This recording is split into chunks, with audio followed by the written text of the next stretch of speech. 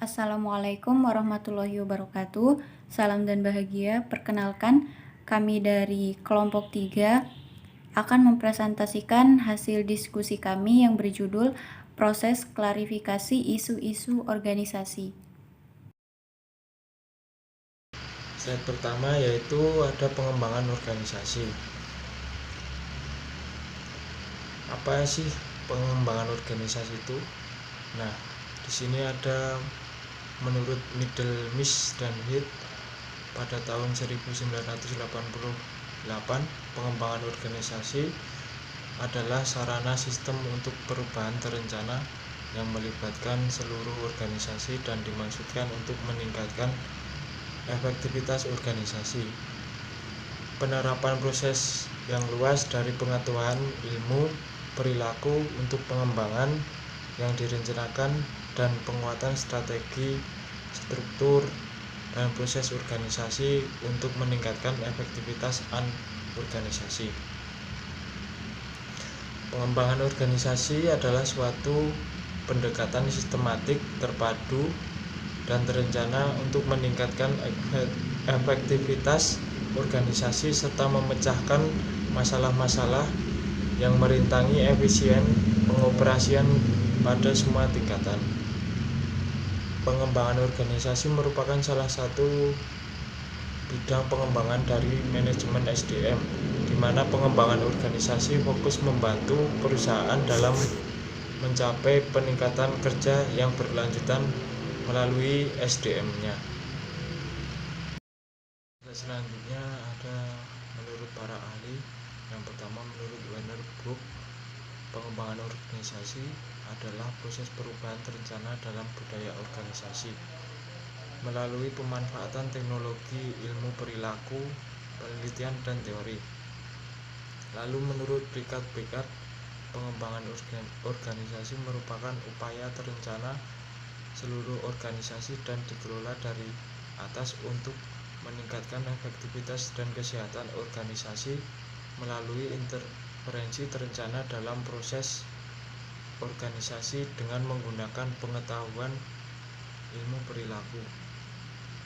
Yang selanjutnya, menurut Michel Beer, pengembangan organisasi adalah proses pengumpulan data, diagnosis, perencanaan, tindakan, interferensi, dan evaluasi di seluruh sistem yang ditunjukkan untuk meningkatkan kesesuaian antara struktur organisasi, proses strategi, orang, dan budaya. Mengembangkan solusi organisasi yang baru dan kreatif. Mengembangkan kapasitas organisasi yang memperbarui diri. Itu terjadi mulai kolaborasi anggota organisasi yang bekerja dengan agen perubahan menggunakan teori ilmu perilaku, penelitian, dan teknologi. Selanjutnya ada dalam suatu organisasi akan mengalami sebuah perkembangan karena suatu organisasi dapat dikatakan berhasil saat organisasi tersebut berkembang ke arah yang lebih positif, sehingga karyawan yang bergabung dalam organisasi tersebut dapat mencapai sebuah tujuannya. Oke, slide selanjutnya akan dibawakan oleh teman saya. Nama saya Carolina Santi, NIM 246. Saya akan menjelaskan tentang faktor pengembangan organisasi. Faktor pengembangan organisasi ini dibagi menjadi dua jenis faktor. Yang pertama faktor internal dan yang kedua faktor eksternal. Faktor internal ini merupakan keseluruhan faktor yang ada di dalam organisasi, di mana faktor tersebut dapat mempengaruhi organisasi dan kegiatan organisasi. Contohnya perubahan kebijakan lingkungan. Faktor internal ini seperti yang pertama struktur, yang kedua sistem dan prosedur, yang ketiga perlengkapan dan fasilitas, dan yang terakhir proses dan saran. Kemudian faktor eksternal. Faktor eksternal ini seperti kompetisi yang semakin tajam antar organisasi, yang kedua pengembangan iptek, dan yang ketiga perubahan lingkungan baik fisik maupun sosial. Kemudian karakteristik pengembangan organisasi. Karakteristik pengembangan organisasi merupakan perilaku dan tingkah laku suatu badan atau institusi terhadap kondisi yang ada di luar institusi maupun di dalamnya. Artinya dalam dunia bisnisnya selalu fokus pada pelanggan yang hanya bukan dari luar perusahaan itu, tetapi juga orang yang ada di dalam perusahaan yang merupakan aset dari perusahaan itu sendiri. Beberapa karakteristik utama pengembangan organisasi. Yang pertama, plan change atau perubahan yang direncanakan. Hal ini berkaitan dengan proses pemecahan masalah yang menyangkut metode organisasi dengan menangan ancaman dan proses penyelesaian yang mencerminkan gaya manajemen untuk menghadapi berbagai masalah baru. Yang kedua itu ada perubahan yang komprehensif. Yang ketiga, perubahan jangka panjang, artinya bahwa proses pengembangan memakan waktu, bahkan dalam berbagai kasus tertentu bisa menghabiskan waktu bertahun-tahun dalam mengimplementasikannya.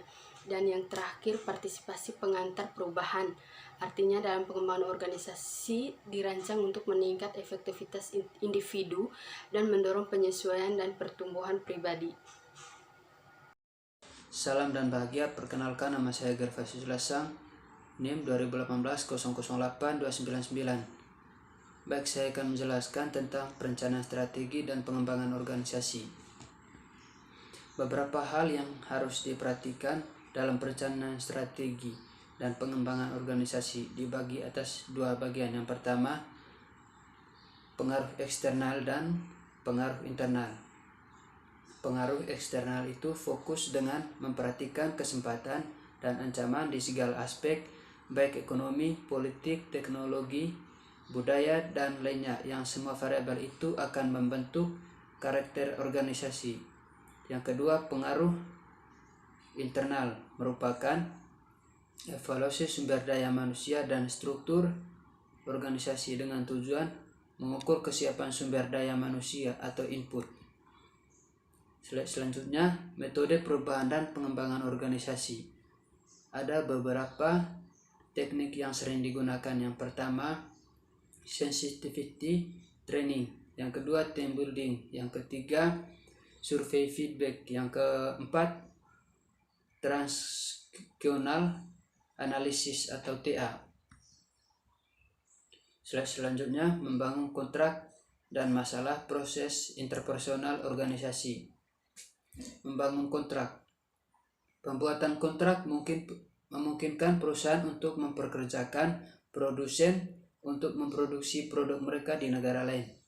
Pabrik diberikan spesifikasi dan dijual atas nama perusahaan yang mengontrak pabrik. Pembuatan kontrak dapat memberikan insentif pajak dan mungkin lebih menguntungkan daripada pembuatan produk di negara asal. Contoh, produk di mana pembuatan kontrak sering digunakan termasuk ponsel dan printer. Baik, slide selanjutnya dijelaskan oleh Arif. Terima kasih.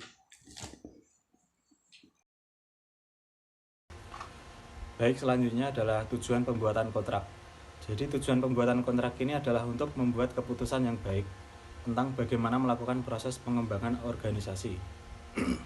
Ini bisa relatif informal dan hanya melibatkan kesepakatan lisan antara klien dan praktisi pengembangan organisasi.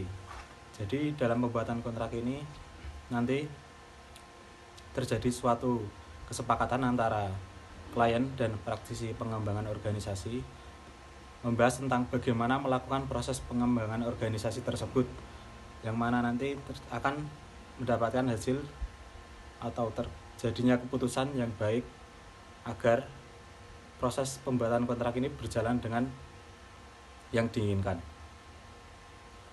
Untuk selanjutnya adalah harapan bersama. Jadi harapan bersama ini bagian dari proses pembuatan kontrak. Ini terfokus pada harapan klien dan praktisi pengembangan organisasi. Nantinya klien akan menyatakan layanan dan hasil yang diberikan praktisi pengembangan organisasi dan menjelaskan apa yang diharapkan organisasi dari proses dan konsultasi tersebut. Yang selanjutnya adalah waktu dan sumber daya. Jadi untuk menyelesaikan perubahan organisasi dan praktisi pengembangan organisasi harus menyediakan waktu dan sumber daya untuk upaya tersebut. Waktu dan sumber daya ini sangat penting dalam menyelesaikan perubahan, karena dengan waktu yang cukup dan sumber daya yang cukup, maka akan proses perubahan tersebut dan proses pengembangan organisasi akan berjalan dengan lancar. Selanjutnya masing-masing juga harus peduli tentang berapa banyak energi dan berapa banyak sumber daya yang akan didedikasikan untuk proses perubahan tersebut. Jadi waktu dan sumber daya ini harus dimaksimalkan dengan baik. Harus dipersiapkan waktu yang cukup dan sumber daya yang cukup serta sumber daya yang memadai agar proses perubahan tersebut dapat berjalan dengan lancar. Slide selanjutnya yaitu aturan dasar. Bagian terakhir dari pembuatan kontrak melibatkan penentuan bagaimana klien dan praktisi akan bekerja sama. Parameter yang ditetapkan dapat mencakup masalah seperti kerahasiaan. Masalah proses interpersonal organisasi. Interpersonal adalah proses pertukaran informasi di antara seseorang dengan paling kurang satu orang atau biasanya di antara dua orang yang dapat langsung diketahui.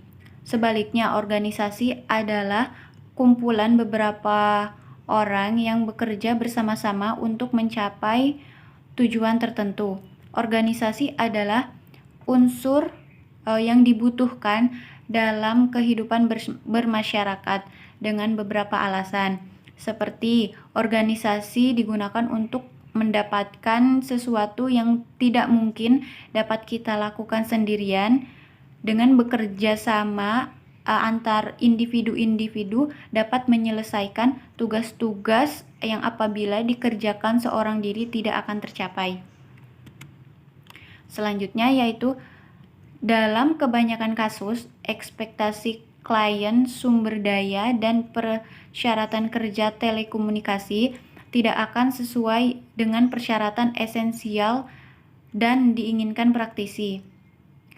Menegosiasikan perbedaan untuk meningkatkan kemungkinan sukses bisa menjadi tantangan untuk intra dan interpersonal. Memasuki dan mengontrak adalah pertukaran fin antara klien dan praktisi. Membangun hubungan yang sehat di awal membuat lebih memungkinkan bahwa hasil yang diinginkan klien akan tercapai dan bahwa praktisi yang ada akan dapat meningkatkan kapasitas organisasi untuk mengelola perubahan di masa depan. Sekian presentasi dari kelompok kami. Mohon maaf apabila banyak kesalahan. Terima kasih. Wassalamualaikum warahmatullahi wabarakatuh. Salam dan bahagia.